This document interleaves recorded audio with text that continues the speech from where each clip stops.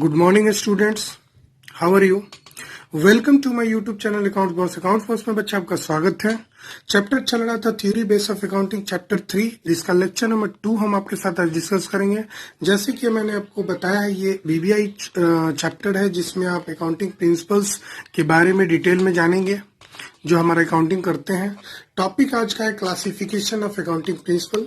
मैंने पिछले लेक्चर में लेक्चर नंबर 1 में आपको अकाउंटिंग प्रिंसिपल का मीनिंग एंड नेचर डिस्कस किया था। जैसे कि मैंने बताया था, अकाउंटिंग प्रिंसिपल का मतलब होता है रूल्स और रेगुलेशंस या गाइड या नॉर्म्स जिसके अकॉर्डिंग हम अकाउंटिंग करते हैं, अपना बुक्स ऑफ अकाउंट में रिकॉर्डिंग करते हैं, अपना फाइनेंशियल स्टेटमेंट तैयार करते हैं उसके अकॉर्डिंग। तो वही होता है अकाउंटिंग प्रिंसिपल। आज हम आगे बढ़ते हैं बच्चे। अकाउंटिंग प्रिंसिपल जो है ना, वो दो पार्ट्स में डिवाइडेड है, अकाउंटिंग कॉन्सेप्ट्स और एजम्पशंस, और दूसरा होता है अकाउंटिंग कन्वेंशंस। ठीक है ना। अकाउंटिंग कॉन्सेप्ट और एजम्पशन का मतलब होता है कुछ अकाउंटिंग के मान्यताएं हैं कि इसी तरह हमको अकाउंटिंग करना चाहिए, और कन्वेंशन का मतलब होता है ट्रेडिशन, जो सदियों से चलते आ रहा है, हम लोग उसमें से कुछ को फॉलो करते हैं या हम उसमें थोड़ा बहुत चेंजमेंट भी करते हैं अपने अकॉर्डिंग। तो अकाउंटिंग कॉन्सेप्ट्स का मतलब यही होता है बच्चे।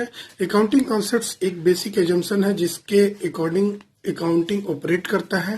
कन्वेंशन एक ट्रेडिशन है जो हमारा बहुत सालों से जो चलते आ रहा था, over a period of time हमने उसको कुछ फॉलो किया, उसी को बोलते हैं अकाउंटिंग कन्वेंशन। आगे बढ़ते हैं। फंडामेंटल अकाउंटिंग एजम्पशंस के बारे में हम चर्चा करेंगे। ये फंडामेंटल अकाउंटिंग एजम्पशंस किसी भी सूरत में हर बिजनेस ऑर्गेनाइजेशन को फॉलो करना ही पड़ता है।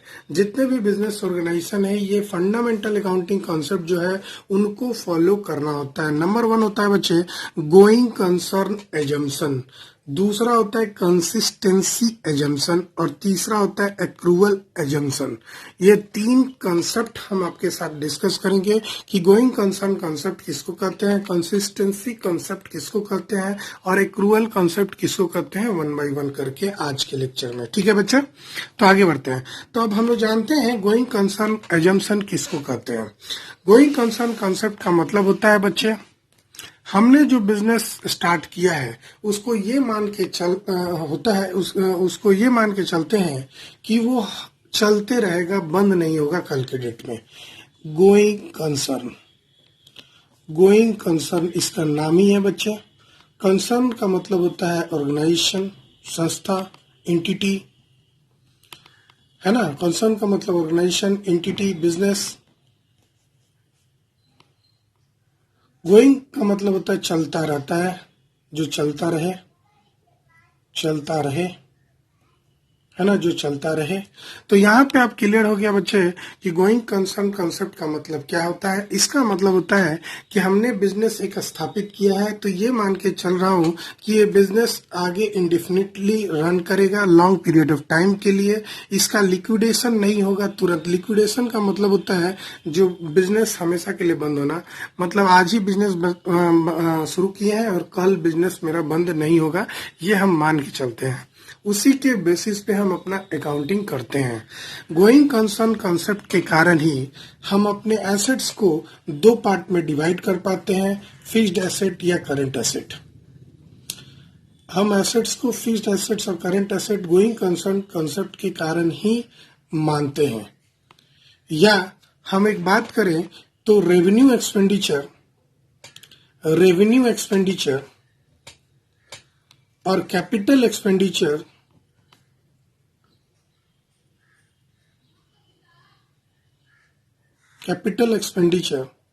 इसी के बेसिस पे डिवाइड हुआ है। अगर गोइंग कंसर्न कंसेप्ट नहीं होता तो हम डिवाइड ही नहीं कर पाते फिक्स्ड एसेट और करंट एसेट में। हम डिवाइड ही नहीं कर पाते कि रेवेन्यू एक्सपेंडिचर है कि कैपिटल एक्सपेंडिचर है। जैसे कि गोइंग कंसर्न कंसेप्ट के कारण ही सपोज मान लेते हैं हमने एक एसेट परचेज किया, एसेट में हमने परचेज किया प्लांट एक एसेट है, उसको हमने परचेज किया 10 लाख रुपया में। 10 लाख रुपया में हमने उसको परचेज किया और हमने माना कि इसका जो लाइफ है वो है 10 साल। हमने माना इसकी लाइफ है 10 साल। तो अगर हम बिजनेस ये मान के नहीं चलते कि हमारा बिजनेस जो स्टार्ट हुआ है ये फ्यूचर में इंडेफिनिटली रन करेगा बिना किसी रुकावट के, तब हम ये जो एसेट्स में हमने 10 लाख रुपया लगाया है उसको उसी समय दिखाना पड़ता खर्चा के रूप में। लेकिन ये कंसेप्ट आने के बाद हमें कुछ सहूलियत हो गई। क्या सहूलियत हो गई, जरा हम उसके पीछे के रीजन को समझते हैं। गोइंग कंसर्न कंसेप्ट के कारण ही ये जो एसेट्स है जिसकी लाइफ 10 इयर्स है वो डिवाइडेड है 10 सालों में। इसके जो टोटल हमने एक्सपेंडिचर किया है 1 2 3 4 5 6 7 8 9 10, मतलब ये फर्स्ट ईयर मान लिए, इस साल परचेस किया था, second year, third year, fourth year, fifth year, seventh year, 8 year, 9 year, 10 साल, हमने 10 साल ये मान के चला। ठीक है, तो गोइंग कंसर्न कंसेप्ट के कारण ही ये जो एसेट्स हमने 10 लाख खरीदा था उसको 10 साल में हम उसके खर्चे को दिखाएंगे, उसको खर्चे को हम 10 साल में दिखाएंगे। अगर गोइंग कंसर्न कंसेप्ट नहीं रहता तो हमारा बिजनेस बंद होता तो उस खर्चे को तो हम उसी साल दिखाते, जबकि इस खर्चे से हम जो एसेट खरीदे हैं, जो प्लांट बैठाए हैं, उसका बेनिफिट तो हम लोग 10 साल तक उठाने वाले हैं। तो जब हम बेनिफिट 10 साल तक उठाने वाले हैं तो इसका खर्चा भी 10 साल तक हमको दिखाना चाहिए कि हम बेनिफिट 10 साल उठाने वाले हैं और खर्चा इसी साल दिखा देंगे तो हम इस साल तो बहुत ज्यादा लॉस में चले जाएंगे। तो गोइंग कंसर्न कंसेप्ट के कारण ही ऐसा पॉसिबल हुआ कि चूंकि ये एसेट्स की लाइफ है 10 साल, मतलब इसकी बेनिफिट हम लोग 10 इयर्स उठाने वाले हैं इस एसेट्स का, इस प्लांट एंड मशीनरी का, तो हम क्यों ना इसको डिवाइड करते 10 साल में, इसके खर्चे को 10 साल में बांट दें। तो यही कारण है कि हम गोइंग कंसर्न कॉन्सेप्ट को फॉलो करते हैं। तो इसका मतलब आप एक बार में क्लियर हो गया कि गोइंग कंसर्न कॉन्सेप्ट का मतलब होता है वो बिजनेस जो हम मान के चलते हैं कि ये बंद नहीं होगा, ये ऑपरेट्स करेगा पूरे लाइफ टाइम के लिए। ठीक है ना, और इसी के कारण हमने कैपिटल एक्सपेंडिचर बनाया, रेवेन्यू एक्सपेंडिचर बनाया। आपने जैसा कि बेसिक अकाउंटिंग टर्म्स में पढ़ा था, कैपिटल एक्सपेंडिचर वैसे एक्सपेंडिचर को बोलते हैं जिसका बेनिफिट आप लंबे समय तक उठाते हैं। तो एसेट जो प्लांट आपने खरीदा है, बैठाया है अपने बिजनेस में, उसका बेनिफिट तो आप लंबे समय तक उठाने वाले हैं, तो उसके खर्चे को भी आप डिस्ट्रीब्यूट कर देंगे 10 ईयर्स में, जितना साल का उसका लाइफ है। ठीक है, दूसरा कॉन्सेप्ट है बच्चे गोइंग कंसर्न कंसेप्ट के बाद consistency concept. Consistency concept, consistency assumption या कंसेप्ट कहता है कि हमारे अकाउंटिंग में बहुत सारे चीजों के लिए बहुत सारे मेथड्स, अल्टरनेटिव मेथड्स अवेलेबल हैं।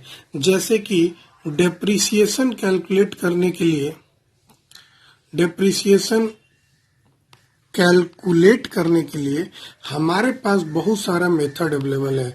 जैसे कि हम लोग 11th में पढ़ने वाले हैं SLM मेथड और रिटेन डाउन वैल्यू मेथड।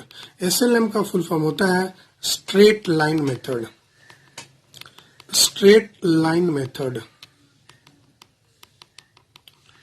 और WDVM का फुल फॉर्म होता है written down value method, written down value method. अब हमारे पास डेप्रिसिएशन कैलकुलेट करने के लिए दो मेथड है, SLM और WDVM, और हमारे पास ऑप्शन है हम जो मेथड को यूज कर सके। तो मान लेते हैं हम कि SLM चूज किए, तो कंसिस्टेंसी कॉन्सेप्ट कहता है कि एक बार जो मेथड आपने चूज किया है उसको हर साल कंसिस्टेंटली लगातार उसी मेथड को यूज करेंगे आप डेप्रिसिएशन कैलकुलेट करने के लिए। ऐसा नहीं कि इस साल आप SLM किए, अगला साल नेक्स्ट ईयर आप WDVM किए, ऐसा बिल्कुल आप नहीं करेंगे। कंसिस्टेंसी कॉन्सेप्ट रूल बना है, ये अकाउंटिंग प्रिंसिपल बना है कि एक बार आप जो मेथड यूज किए हैं उसको हर साल वही मेथड यूज करेंगे। इसका मतलब ये नहीं हुआ कि आप मेथड को चेंज नहीं कर सकते हैं। बच्चे, आप मेथड को चेंज अवश्य कर सकते हैं। आप SLM से यूज कर रहे हैं तो आप WDVM यूज कर सकते हैं, लेकिन वंस फिर आपने जब एक बार WDVM चूज किया तो उसको कंसिस्टेंटली यूज करना है। और जब आप चेंज कर रहे हैं उस साल आपको रीजन बताना पड़ेगा कि क्यों आप चेंज कर रहे हैं। आपको शो करना पड़ेगा कि चेंज करने से आपके प्रॉफिट एंड लॉस अकाउंट पे क्या प्रभाव पड़ा है। ये दोनों चीज आपको बताना पड़ेगा, रीजन भी बताना पड़ेगा और उससे क्या फर्क पड़ा है प्रॉफिट एंड लॉस अकाउंट पे, ये आपको शो करना होगा। तो कंसिस्टेंसी कॉन्सेप्ट आई थिंक आपको क्लियर हो गया कि एक बार जो भी मेथड आप यूज करेंगे हर साल वही मेथड यूज करेंगे। उसी तरह स्टॉक मेंटेन करने के लिए भी बहुत सारे मेथड है, हीफो, लीफो, हीफो, फीफो, लीफो, ये सब ग्रेजुएशन में आप कैलकुलेट करना सीखेंगे। अभी तो ये वाला सीखेंगे, ये वाला नहीं है। स्टॉक मेंटेन करने का ये सब मेथड है। तो एक बार आप जो भी मेथड यूज कर रहे हैं कंसिस्टेंटली वही मेथड यूज करेंगे, ये कंसिस्टेंसी एजम्पशन कहता है। क्लियर हो गया बच्चे? आते हैं तीसरा एक्रूअल कॉन्सेप्ट के बारे में। तीसरा जो है वो सीखेंगे एक्रूअल कॉन्सेप्ट। क्या मतलब होता है एक्रूअल कॉन्सेप्ट का, बड़ा ध्यान से समझेंगे। एक्रूअल कॉन्सेप्ट समझ गए तो बहुत ज्यादा काम आएगा भविष्य में। एक्रूअल कॉन्सेप्ट का मतलब होता है कि आप मान लेते हैं, सपोज डेट ये आप हैं, ये आपका बिजनेस है। जैसे कि आप जानते हैं आपने बिजनेस में पैसा लगा दिया है। अब हर चीज बिजनेस पॉइंट ऑफ व्यू से हमको सोचना है। तो मान लेते हैं बिजनेस का नाम है एक्स स्वीट्स,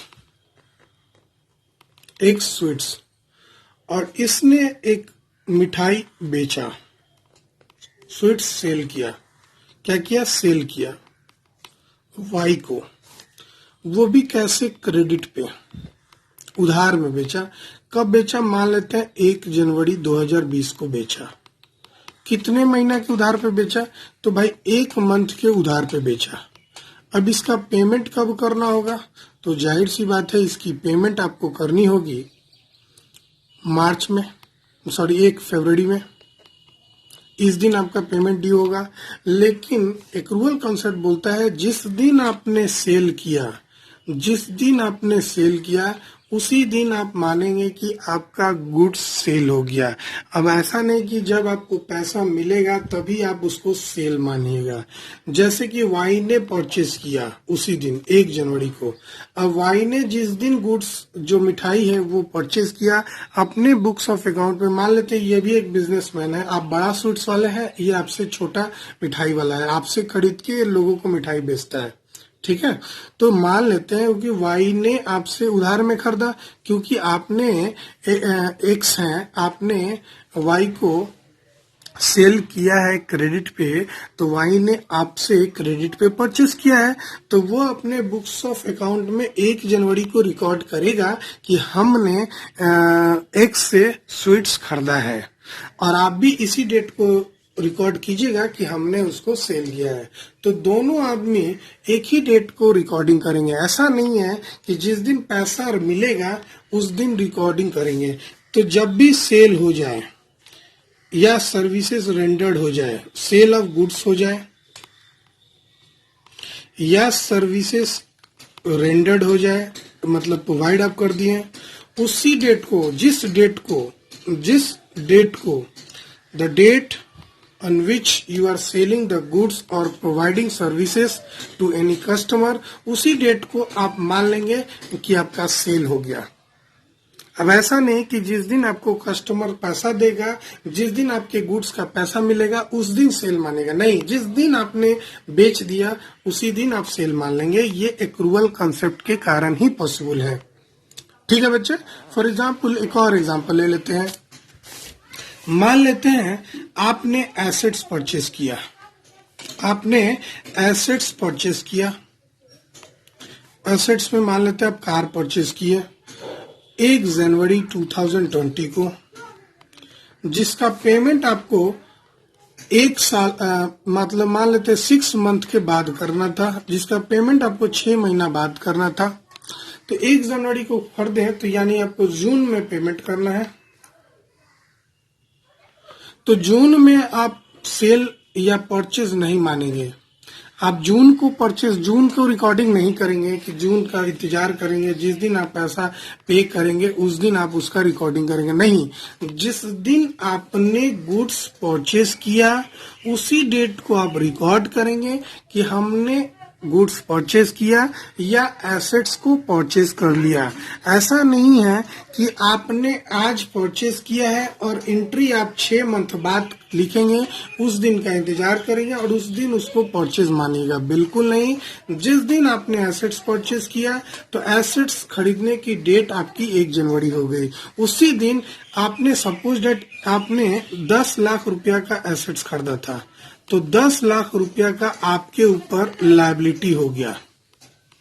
10 लाख रुपया का आपके ऊपर लायबिलिटी हो गया क्योंकि आपने उसका पेमेंट तुरंत नहीं किया।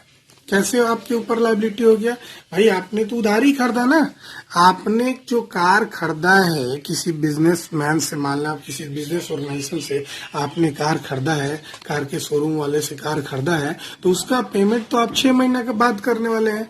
लेकिन आप 1 ही जनवरी को आपके पास कार आ गया, ऊपर से आपके ऊपर एक लायबिलिटी भी आ गया 10 लाख रुपया का। आपके पास एक एसेट्स भी आया 10 लाख का। एसेट्स किस रूप में आया?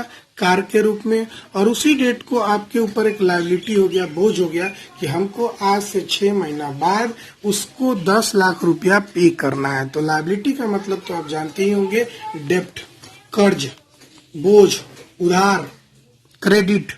तो आपके ऊपर एक डेप्ट हो गया, लायबिलिटी हो गया। तो जिस दिन आपने एसेट्स खरीदा उसी दिन एक लायबिलिटी भी क्रिएट हो गया। ठीक उसी प्रकार अगर आप गुड्स परचेज करते हैं तो जिस दिन आपने गुड्स परचेज किया उसी दिन, जिस दिन आपने गुड्स परचेज किया उसी दिन आप पे एक छोटा सा क्रेडिट भी हो गया, लायबिलिटी बन गया। आपका एक क्रेडिटर तैयार हो गया, लायबिलिटी आपका क्रिएट हो गया। ये मान लेते हैं गुड्स के केस में शॉर्ट टर्म हो गया, एसेट्स के केस में लॉन्ग टर्म हो सकता है, लेकिन आपके ऊपर एक बोझ तैयार हो गया। गुड्स परचेज किया उधार में तो आपको आज से पेमेंट करना है। लेकिन एक्रूअल कॉन्सेप्ट क्या बोलता है कि जिस दिन आपने परचेज किया रिकॉर्डिंग उसी दिन होना चाहिए। बस यही आज का क्लास है। तो आपने गौर किया कि going concern concept, consistency concept किसको कहते हैं। तो गोइंग कंसर्न कॉन्सेप्ट का मतलब बिजनेस एक बार स्टार्ट हुआ तो जैसे कि रिवर आ रहा है, जा रहा है, चलते आ रहा है, रोड चलते रह रहा है, तो हम लोग मानेंगे कि ये जो बिजनेस है वो भी चलता रहेगा, बंद नहीं होगा। बंद करने के लिए हम बिजनेस स्टार्ट नहीं किए हैं। कंसिस्टेंसी कॉन्सेप्ट का मतलब क्या होता है? एक बार जो भी मेथड फॉलो करेंगे उसको हर साल वही मेथड हमको फॉलो करना होगा।